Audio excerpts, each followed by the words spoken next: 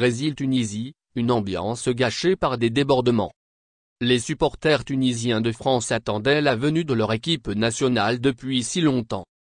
Ils ont transformé le Parc des Princes en une immense salle des fêtes, mais avec hélas trop de débordements et même un jet de bananes sur la pelouse.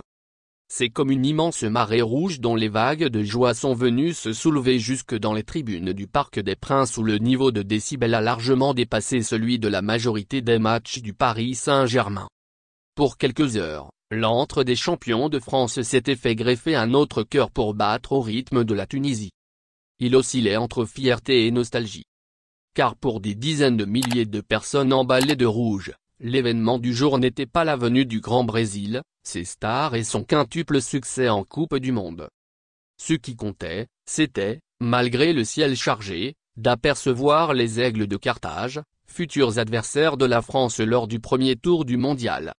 Pour la communauté tunisienne de France, le rendez-vous était immanquable. Car l'équipe nationale vient rarement les voir. D'ailleurs, dans toute son histoire, la Tunisie n'a affronté que 2 fois les Bleus en France, en 1978 et en 2008. Plus qu'un match de foot, un voyage dans le passé. Alors comme pour une réunion de famille attendue depuis si longtemps, on vient en avance. Pour savourer le moment. 3 heures avant le match, ils sont plusieurs centaines à chanter en français et en arabe devant le stade Jean-Bouin tout proche. L'ambiance est détendue, de Brésiliennes passant par là, en témoignent les petits rires moqueurs et gentils déclenchés par leur arrivée.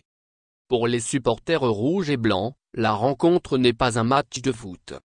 C'est plutôt un voyage dans le passé ou un livret de famille.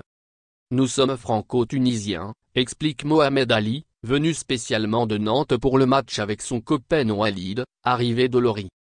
J'ai eu la chance de voir la Tunisie il y a 14 ans au Stade de France. Ce match, c'est seulement une fierté et cela va au-delà du foot. Un lancer de banane aux pieds des Brésiliens. Dans les travées, l'immense majorité rouge cohabite sans souci avec les quelques centaines de supporters de la Seleção. Huma Halima, l'hymne tunisien est scandé à pleine voix par tout le stade mais ensuite, la crispation va lentement s'installer. Quelques sifflets accompagnent les premières notes de l'hymne brésilien. Si l'ouverture du score de Rafinha, 11e, refroidit quelques instants l'ambiance, le thermomètre explose sur l'égalisation de Slimane, 19e. Hélas, au moment de sa célébration sur le second but, Richarlison reçoit plusieurs projectiles dont une banane jetée à ses pieds. Impossible de dire sur l'instant si l'auteur, dans les tribunes, a jeté ce qui lui passait sous la main ou si l'acte est intentionnellement raciste. Mais pour la fédération brésilienne, aucun doute. Quelques minutes après le but, elle le dénonce sur les réseaux comme tel. La CBF, écrit-elle, répète sa position de lutte contre le racisme et répudie toute manifestation de préjugés. C'est dommage et c'est difficile de voir de telles images, explique après la rencontre le capitaine Thiago Silva. Je ne sais pas si les vidéos contre le racisme qu'on avait préparées sont passées sur les écrans. Mais de telles choses continuent à arriver. Malheureusement, on ne peut rien changer sur la mentalité des gens. J'espère que le public sera conscient que cela n'est pas acceptable et appartient au passé. Autre source d'agacement, même si le Brésil reprend assez vite sa domination au score, les coéquipiers de Neymar s'énervent en constatant la pluie de laser, venue du public qui leur tombe sur les yeux dès qu'ils touchent le ballon. La défaite, 5-1, s'effacera vite.